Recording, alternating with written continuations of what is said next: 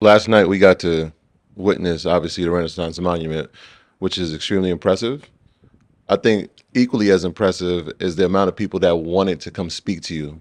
And it talks about the level of relationships that you have across the continent. How has that been over the course of your career as an architect and just as a person here in Senegal and Africa?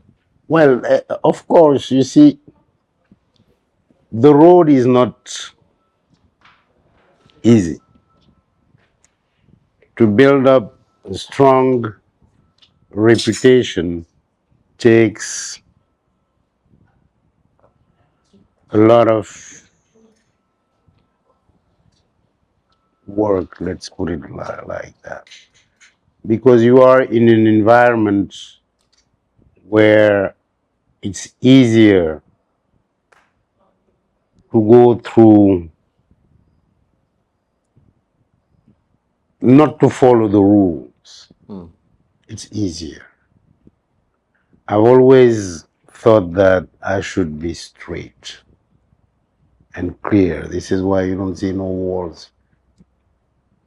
If you do that and you do things the way you think they should be done, if you have your conscience clear, you're not playing no games, success is at the end of the road, or along the road, or at the end of the road.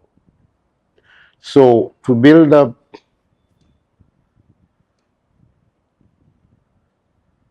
that reputation,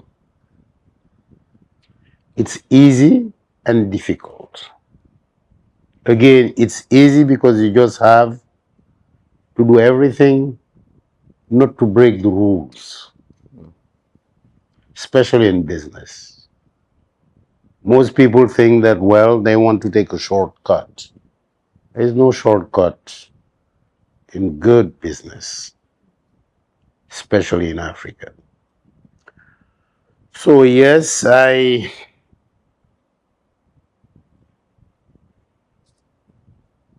was fortunate enough to have taken that path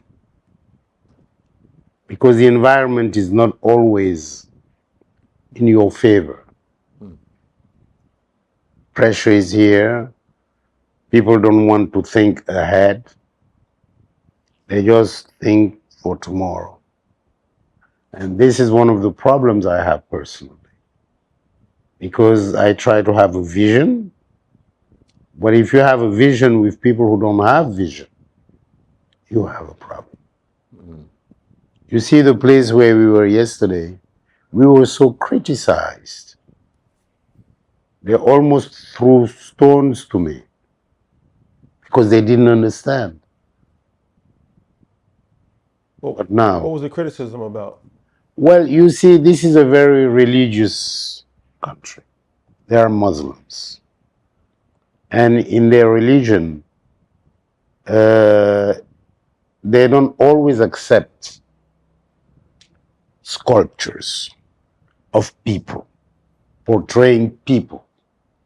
You can portray a horse or whatever, but people, it's very difficult. Some of them accept it, some don't.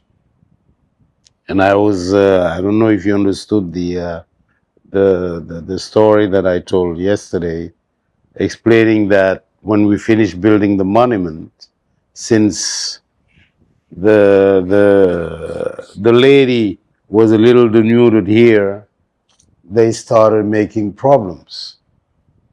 And then the president asked me, can we cover that part? Well, just a little. I say, yes, but it'll cost $1 million. $1 million plus, 1.5 million. He says, 1.5 million just for that cloth? I said, yes.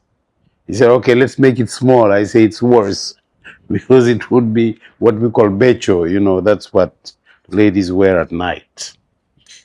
So, again, you have to fight incomprehension when you look ahead. So how'd you get the buy-in from the people to accept it? Well, no, actually, if you know that what you're doing is right, just be patient. Time will do the rest, and that's what happens. And today, including the big the big religious chiefs, they all accept. Not only do they accept, if this monument was not here, you come to Dakar, what do you see? Almost nothing. So if in your mind you know that this is good, go ahead and do it. Right now, the biggest project I have is, it's probably building the new city, the new capital city of Gabon, called Libreville 2.